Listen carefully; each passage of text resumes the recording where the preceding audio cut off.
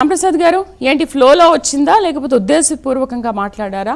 Speech కి ముందు ఆయన ఏం మాట్లాడారో కూడా మనం ఒకసారి చూద్దాం. ఎవరైనా భయపడితే ఇక్కడ నుంచి వెళ్ళిపోండి, ధైర్యంగా ఉంటేనే ఇక్కడ ఉండండి అంటే ముందుగానే ఏమైనా ప్రిపేర్ అయ్యి వచ్చి ఇలా మాట్లాడారా ఏంటి అసలు? శ్యాంప్రసాద్ గారు మ్యూట్లో ఉన్నారు. శ్యాంప్రసాద్ గారు, పవని గారు మాట్లాడతారు. మీకు మరియు ప్యానెల్లో ఉన్న పెద్దలందరికీ కూడా నమస్కారం. ఈ రోజు తీన్మార్ మల్లన్న మాట్లాడడం ఇది కొత్తేమి కాదు. గతంలో అనేక సంఘాలపై మాట్లాడిండు, కేసీఆర్ కుటుంబంపై మాట్లాడిండు. తనను హక్కున చేర్చుకొని ఎమ్మెల్సీని చేసి కాంగ్రెస్ పార్టీ ఎమ్మెల్సీగా గెలిపిస్తే రేవంత్ రెడ్డి గారి పైన కూడా ఇష్టం వచ్చినట్లు మాట్లాడినటువంటి పరిస్థితి. అదేవిధంగా అంతకన్నా కాస్త ఒక అడుగు ముందుకేస్తే రెడ్డిలందరిపైన కూడా ఆయన ఒక దాడి చేసే ప్రయత్నంగా, ఈయననే బీసీకి ఒక పేటెంట్గా, బీసీ ఉద్యమానికి ఇంకెవరు లేరు, నేనే బీసీలకు ఏమంటారు టిఫిన్ ఎట్లా చేయాలి, భోజనం ఎట్లా చేయాలని నేర్పించిన విధంగా మల్లన్న గారి యొక్క ప్రవర్తన.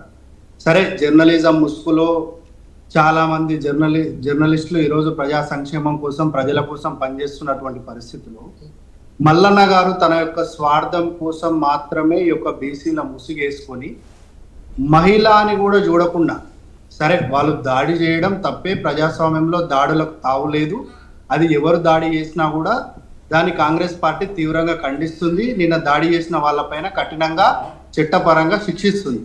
అంతకన్నా ముందు వెళ్తే ఈరోజు మల్లన్న గారు ఒక ఆడబిడ్డను పట్టుకొని, సరే ఆమె ఏ పార్టీ అన్నా కావచ్చు, మాకు కాంగ్రెస్ పార్టీకి బీఆర్ఎస్ పార్టీకి వ్యతిరేకత ఉండొచ్చు, వాళ్ళ మీద మేము గెలిచిండొచ్చు కాదు, కానీ ఏదున్నా కూడా ఒక మహిళను గౌరవించుకోవాల్సినటువంటి అవసరం తెలంగాణలో ఎంతైనా ఉంది.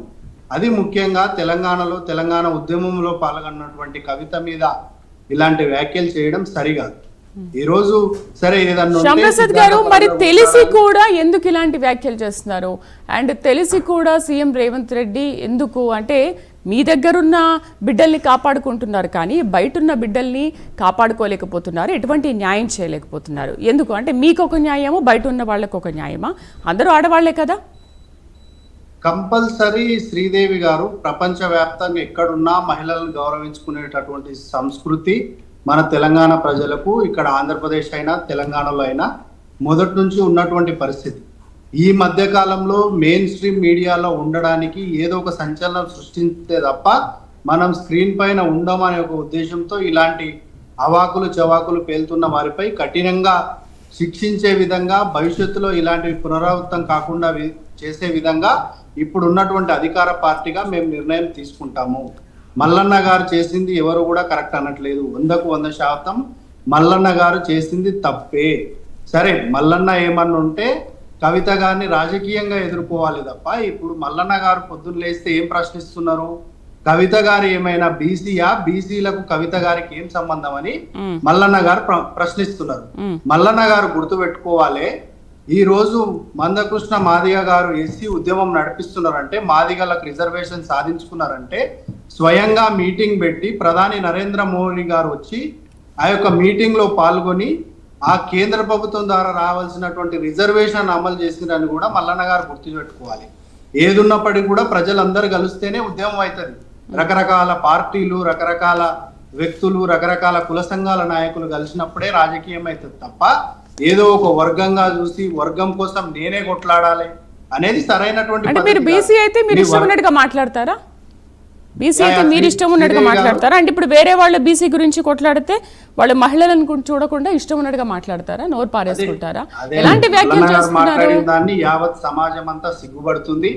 సరే, కవిత గారి మీద చేసినటువంటి వ్యాఖ్యలు కాకుండా ఆయన దుందుడుకు చర్యలండి. ప్రతిసారి కూడా మల్లన్న గారు తన యొక్క రాజకీయ ముసుగు నడిపించుకోవడానికి, తన యొక్క ఏమంటారు సంస్థను నడిపించుకోవడానికి చేస్తున్నటువంటి వ్యాఖ్యలే తప్ప దీన్ని వేరే విధంగా చూడాల్సినటువంటి అవసరం లేదు. సరే, మల్లన్న ఇప్పటికైనా కూడా ఒక అడుగు వెనక్కికేసి నేను ఫ్లోలో మాట్లాడినా నాకు ఈ ఉద్దేశం కాదు అని చెప్తే బాగుండేది. సరే, చెప్పే ప్రయత్నం కూడా చేస్తున్నాడు, దానికి చెప్పే విధంగా చర్యలు కూడా తీసుకుందాం. మీరే తిడతారు, మళ్ళీ మీరే ఫ్లోలో వచ్చిందని చెప్పే ప్రయత్నం కూడా చేస్తున్నారా? మీరే తిడుతున్నారు, ఫ్లోలో వచ్చిందని మళ్ళీ మాట్లాడడం ఏంటి? స్పీచ్ కి ముందు ఏం మాట్లాడారో మనం చూసాము. స్పీచ్ కి ముందు మీకు ఎవరికైనా ధైర్యం ఉండేవాళ్ళు ఇక్కడ ఉండేది, లేని వాళ్ళు వెళ్ళిపోండి అని అంటే ముందే ప్రిపేర్ అయ్యారు. మీరు ఒక ఆడబిడ్డని ఇలా మాట్లాడదామని చెప్పేసి ముందే ప్రిపేర్ అయ్యి ఇలా మాట్లాడారు.